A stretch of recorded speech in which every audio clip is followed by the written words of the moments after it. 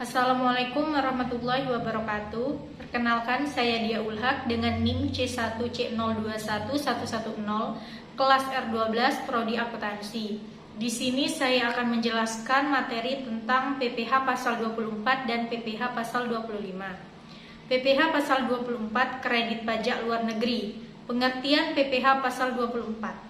PPh pasal 24 atau pajak penghasilan pasal 24 adalah peraturan yang mengatur hak wajib pajak untuk memanfaatkan kredit pajak mereka di luar negeri untuk mengurangi nilai pajak terhutang yang dimiliki di Indonesia, sehingga jumlah pajak yang harus dibayar di Indonesia dapat dikurangi dengan jumlah pajak yang telah mereka bayar di luar negeri, asalkan nilai kredit pajak di luar negeri tidak melebihi hutang pajak yang ingin dibayar di Indonesia.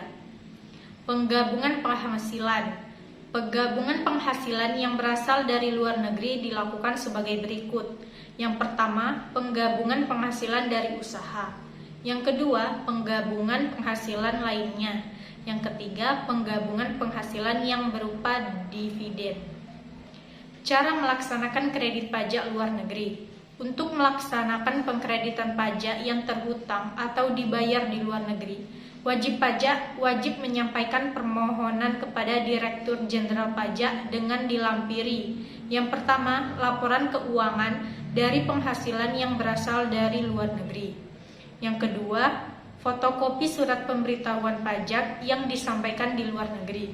Yang ketiga, dokumen pembayaran pajak di luar negeri. Angsuran PPh pasal 25 orang pribadi dan badan. Pengertian PPh pasal 25. Waluyo tahun 2011 mengemukakan mengenai pajak penghasilan pasal 25, yaitu angsuran pajak penghasilan yang harus dibayar sendiri oleh wajib pajak setiap bulan dalam tahun pajak berjalan. Pelunasan PPh 25 dilakukan oleh wajib pajak pada masa bulan dan akhir tahun. Cara menghitung PPh pasal 25. Besarnya angsuran PPh pasal 25 harus dihitung sesuai dengan ketentuan. Pada umumnya, cara menghitung PPh pasal 25 didasarkan kepada data SPT tahunan tahun sebelumnya. Artinya, kita mengasumsikan bahwa penghasilan tahun ini sama dengan penghasilan tahun sebelumnya. Tentu saja, nanti akan ada perbedaan dengan kondisi sebenarnya.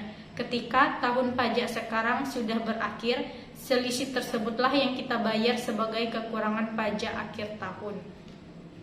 Baiklah, sekian dari saya. Wassalamualaikum warahmatullahi wabarakatuh.